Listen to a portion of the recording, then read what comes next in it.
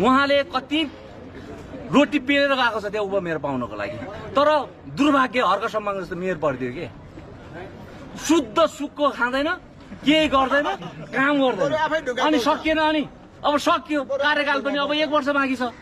अनि पानी बिनाको माछा जस्तो भएन। अनि गुल्का बौलाइसक्यो हेर्नुहोस् है। यो बौलाउने चाहिँ हामीले 84 मा चाहिँ पार्नै पर्छ, सबैलाई पार्नै पर्छ। हेर्नुहोस् अरू कुरा त के होला त, खै नभए त्यो कुलोले कहिले 16 र 17 वडा भन्छ। कुलोले त 17 पनि बगाउँछ, 18 पनि बगाउँछ, पाएपछि देशै बगाउँछ त्यसले। त्यो कुलोलाई चाहिँ छिटो छिटो गरेर पार लगाउनु भन्दाखेरि त्यहाँ गएर चाहिँ साइन उठाउनु पर्ने रे, टोलवासीलाई बोलाउनु पर्ने। त्यो टोलवासी गर्दा भोलि आफ्नै घर बगायो भने चाहिँ के हो त? यसो सरसर जनताले हेर्ने त्यही होइन। त्यही भएर छ नि यो सिस्टम उहाँले पद्धति गरेको ठिकै होला, के होला, तर जहाँनिर विनाश हुन्छ त्यो विनाशलाई छेकेपछि पछि सिस्टम गरेर होला नि त।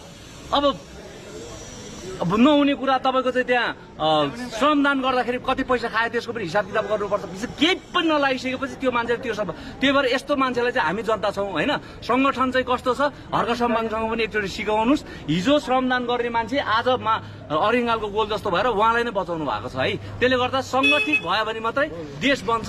त्यही भएर 84 को लागि सबैजना साथीहरू चाहिँ दिमागलाई एकदम स्वतन्त्र पारेर राख्नुहोस्। एउटा बक्स ल्याइदिन्छौँ हामी, त्यो बक्स तपाईँहरूको लागि चाहिँ यो देश बनाउने बक्स हुनेछ। त्यही भएर सङ्गठित हुनको लागि तपाईँ घन्टी घरमा आउनुभयो आज। तपाईँको अन्तिम प्रश्न यही हो, तथ्य छ कि छैन तपाईँसँग? होइन, मैले भने सोध्न आउँछ कि आउँदैन तपाईँलाई? सङ्गठित हुनु पर्यो भन्नु होइन क्या। अहिले के किताबमा हामी आइरहेका छौँ भने यस्तै खालको एकैजना मान्छेलाई बनाउँदो रहेछ नि त। यस्तै खालको चाहिँ अभियोग अरू सबैलाई लगाउन त। एमाले, काङ्ग्रेस, माओवादी को छ सबैले ल्याएर एकचोटि सम्पत्ति शुद्धि गरेर छानबिन गराउनु हुँदैन? तपाईँको कार्यकर्तादेखि नेतासम्म गराउँ त सुरु गराउँ त हुन्छ कि हुँदैन? यो अभियानमा आएको क्या। त्यही भएर उहाँ चाहिँ प्रतिशोध परेको हो, 1, 2, 3 हो क्या।